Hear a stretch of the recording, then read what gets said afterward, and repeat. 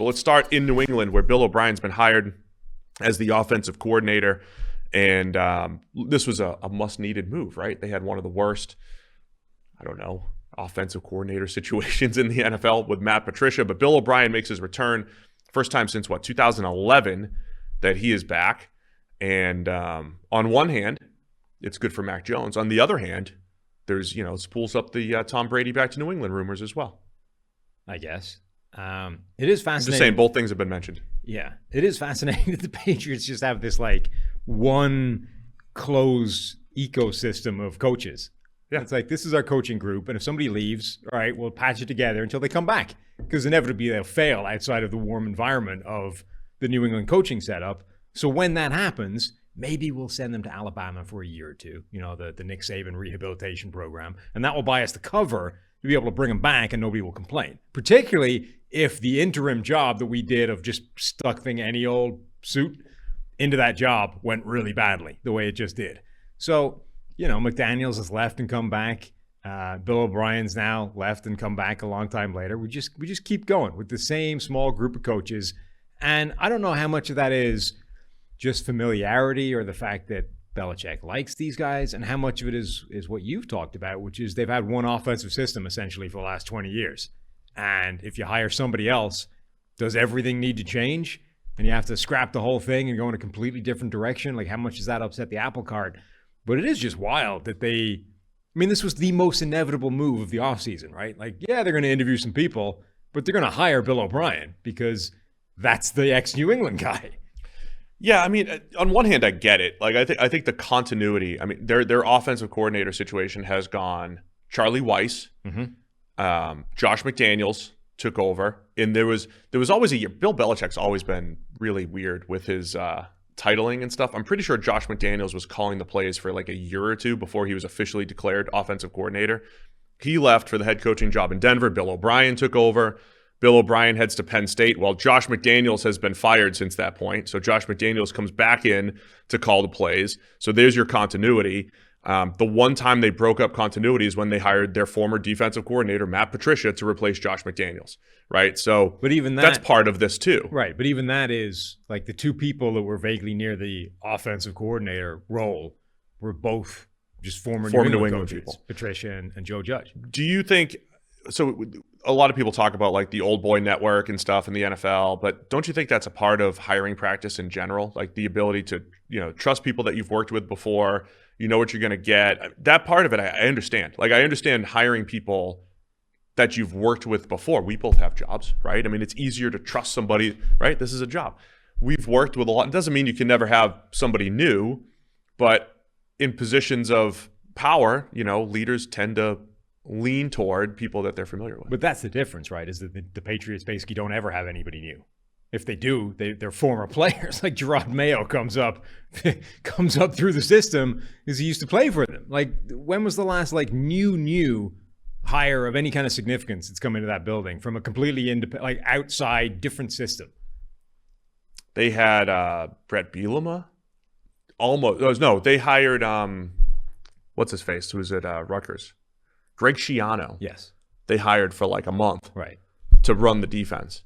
That was the first time I think they had ever hired. It's Belichick's kids running the defense right now. Right. The other interesting move in New England, though, is Gerard Mayo, a hot coaching name for head coaching opportunities and defensive coordinator opportunities, has turned them all down.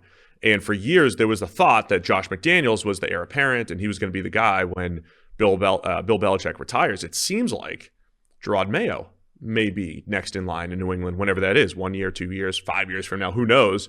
Seems like Mayo's the guy that's sticking around just to see if he's the next guy in charge in New England.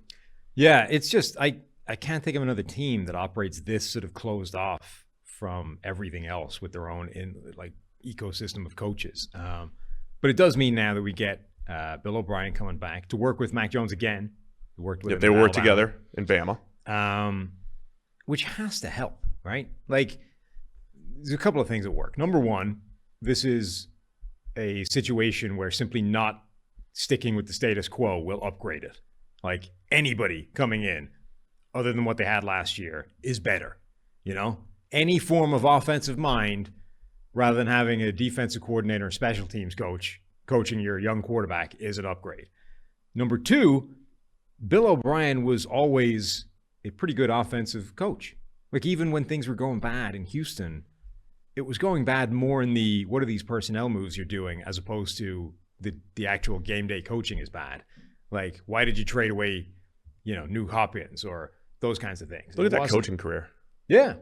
Like it's a pretty good resume. And I think as a coach, he's actually been pretty good. And okay, you always have to sort of wonder, again, the Alabama Rehabilitation Project, it's like, to what extent is this success versus to what extent is this, I am a former Bill Belichick coach. I am coaching at a can't-miss college program. Like, it's probably quite hard to fail in that environment. But generally speaking, Bill O'Brien's resume, I think, does stack up. Yeah, it does. And so coming off of having Matt Patricia as the head coach, as the offensive coordinator, now New England gets a guy that called plays for very successful offenses, even if it was years ago. I do agree the Texans thing, it's a little bit like Chip Kelly's stint in Philadelphia. I think the final word on it was, it was bad. It ended poorly, right, in Houston for Bill O'Brien, maybe in Philadelphia for Chip Kelly. But it got worse as both of those guys got personnel power, right? Chip Kelly he had like full control the last year and things got worse. Bill O'Brien, it was just a mess there, right? He was just handed more power, general manager title and the whole thing. And they had several good players that they traded for no return. So, yeah, things got worse there. But you're back to what you do well, which is call plays. And I think there's, it's a pivotal year for Mac Jones if he's that guy. And there were rumors during the season that Jeff Howe from, former Patriots beat writer, now of The Athletic, said, hey, there could be a Tom Brady reunion in New England. Rob Gronkowski recently said he doubts it. Do you think that's even potentially on the table? Would Brady do 1 or 2 more years in New England with Bill O'Brien and company?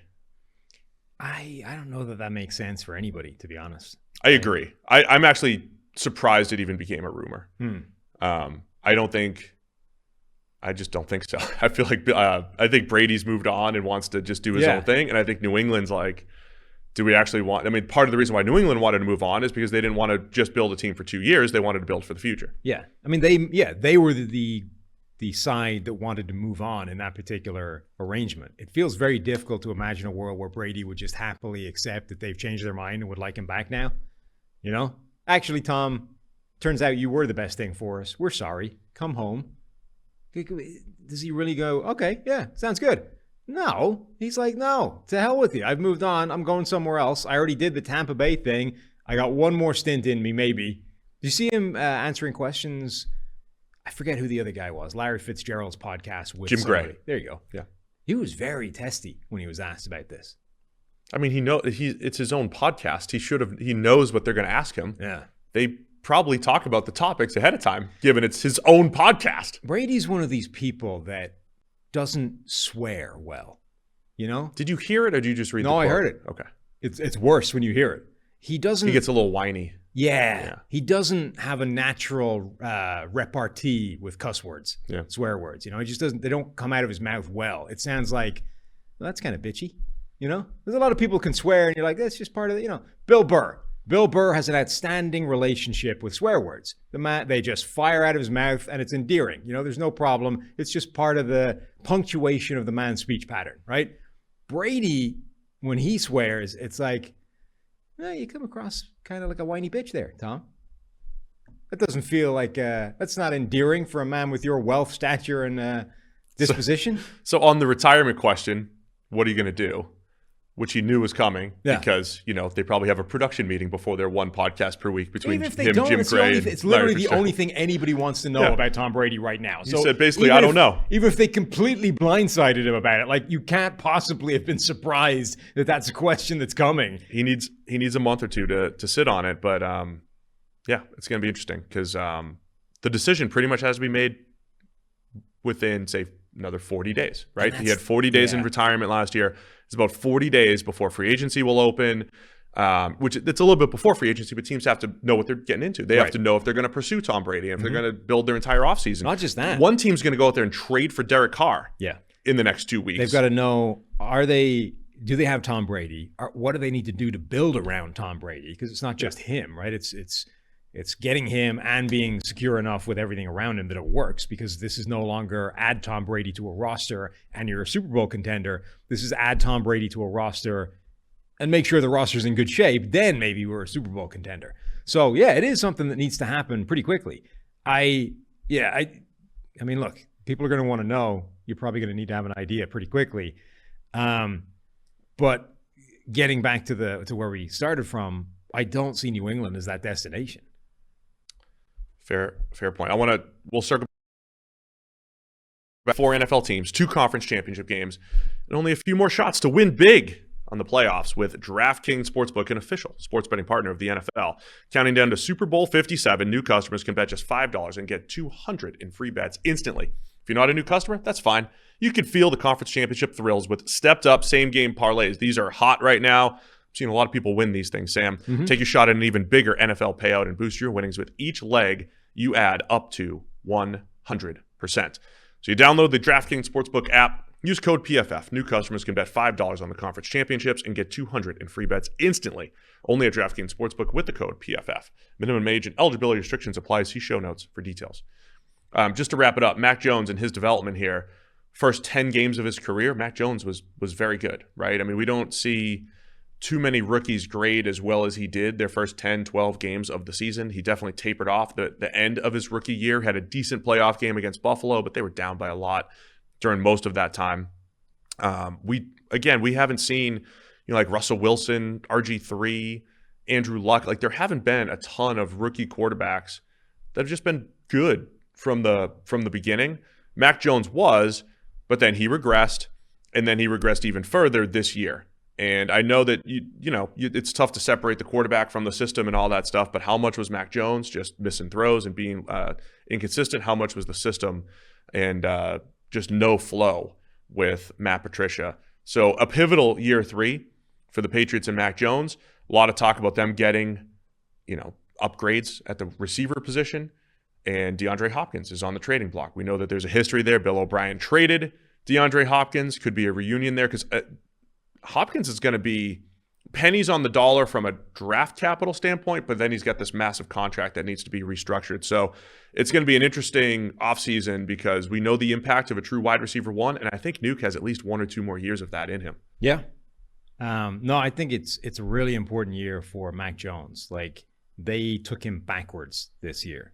Like, you come out of his rookie season, started incredibly well, tailed off a little bit as the year went on. I think that makes sense based off, defenses having a better understanding of him, based off simply not necessarily sustaining and kicking on and improving his game overall. So you entered this year 2 with, all right, we know what you do well. Now, can you get better at the things that you didn't do tremendously well? Because that's what will determine where your ceiling is and how good you can get. Like, Mac Jones, I think it was always overstated a little bit how much of a statue he is in the pocket or how much of a sort of strictly immobile pocket passer he is. But he's on that end of the scale, right? He's not a Jalen Hurts, Josh Allen, type of quarterback. He's a guy that is going to be in the pocket more often than not, at which point this is a league now where if you're going to be that style of quarterback, you need to be amazing at that. And you need to be phenomenal at all the aspects of that play to offset the fact that you're not bringing 500 rushing yards to the table and the threat of that on every single down. We never got to see that because the structures around him this year were such a complete mess that he went backwards. So now Bill O'Brien has an offseason and a season to fix that and to not just get him back to where he was, but show that he can take the next step and put a definitive sort of spotlight on where his ceiling is so that they can feel confident or not in him as the future. The other thing to keep an eye on in New England in particular, team building season, love discussing this stuff. In the few years now that they haven't had Tom Brady, the first real, so it was like they lost Tom Brady after the 2019 season. It was kind of business as usual. The next offseason, the first real offseason without Brady on the books and everything, they went nuts in free agency. Remember how much money they spent? Nelson Aguilar, Hunter Henry, Jonnu Smith. They went, Jalen Mills. They were paying, 5 or 6 players a ridiculous amount of money. Some have hit, some have not hit, whatever. Last year, though, was more business as usual. They kind of came back down to earth. We were joking that Nick Caserio was the big spender, right? Because he left, or he was the nickel and dime guy, right? When he left, they went nuts. That's what it was. Last year, though, was business as usual. Do they go back and say, look, just like the Chargers last year spent all that money on several free agents and trades and all that stuff, with a year 3 quarterback, got to go all in because you still have the rookie deal. So it'll be interesting to see if New England goes back to that. Let's go crazy in free agency and trades and try to make a move here with Mac Jones on a rookie deal. Mm-hmm.